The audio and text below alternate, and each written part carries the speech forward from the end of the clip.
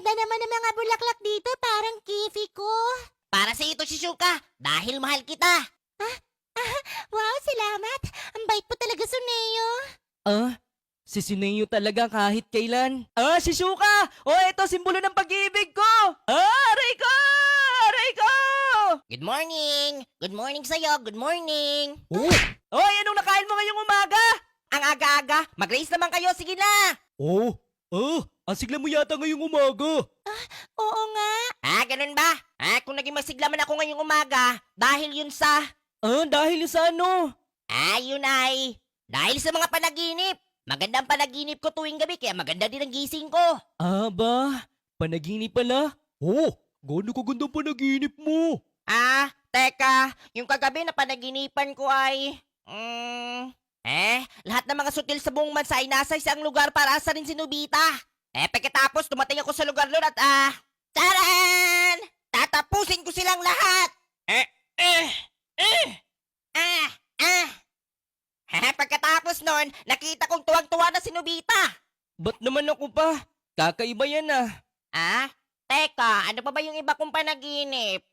Tama, may naalala ko. Doon sa isang panaginip, nag-iisa akong professional na isang baseball team. At hindi ko alam sa anong dahilan, pero si Damulak ang featured na kalaban. At ang napakaganda doon ay nanalo kami sa World Series dahil kami ang champion. At bakit ako ang dahilan ng pagkatalo ng team ko? Suneo!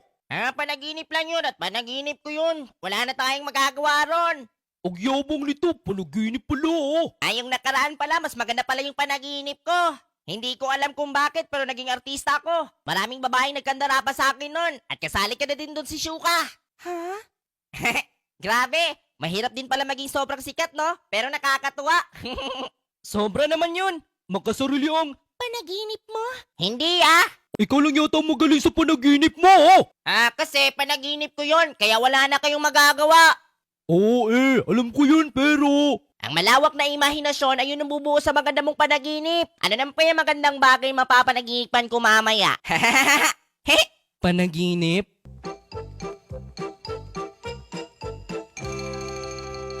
Paano kaya yun? Kasi hindi ako nagkakaroon ng magandang panaginip. Pero si Suneo, ang ganda ng mga panaginip niya. Kasi masyadong bilib si Suneo sa sarili niya. Ibig sabihin, mayabang nga siya, makasarili siya, hindi ko matatanggap yun. Hayaan mo, Nobita, panaginip lang naman yun Oo nga pala, may kwento pa siya tungkol sa panaginip niya. Ang sabi no si Neo, nakapulot daw siya ng robot na walang silbi. Sinubukan niyang ayusin yung robot para gumana ito. At pagkatapos niyang ayusin, pinasunod niya ang robot sa anumang gusto niyang gawin. Pagkatapos namuhay sila ng masaya, yun yung sabi niya. Hindi pwede, ayoko sa ganyang panaginip. Kita mo na? Kaya gusto kong mahinto ang ganong klaseng panaginip, Doraemon Hindi mo rin ba naiisip yun, Doraemon?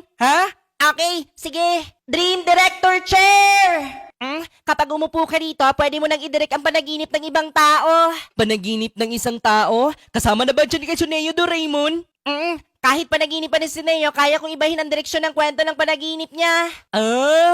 Gawin na natin ngayon!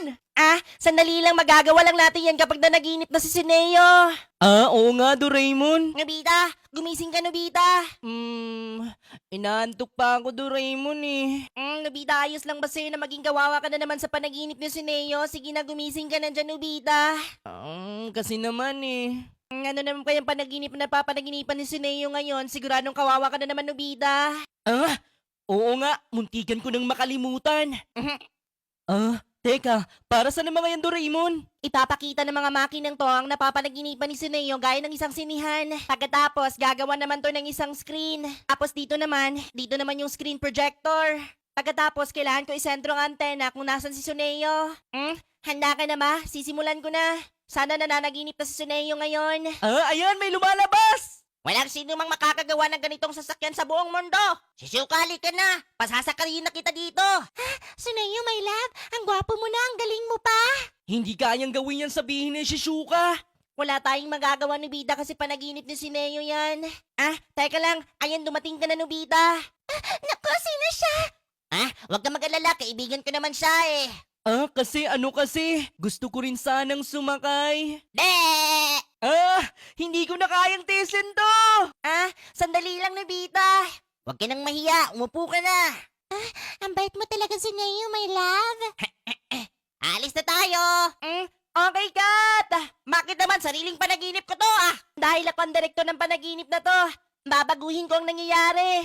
Gagawin ko si Nobita ang nakaimbento ng sasakyan. Ah? Action! Ah?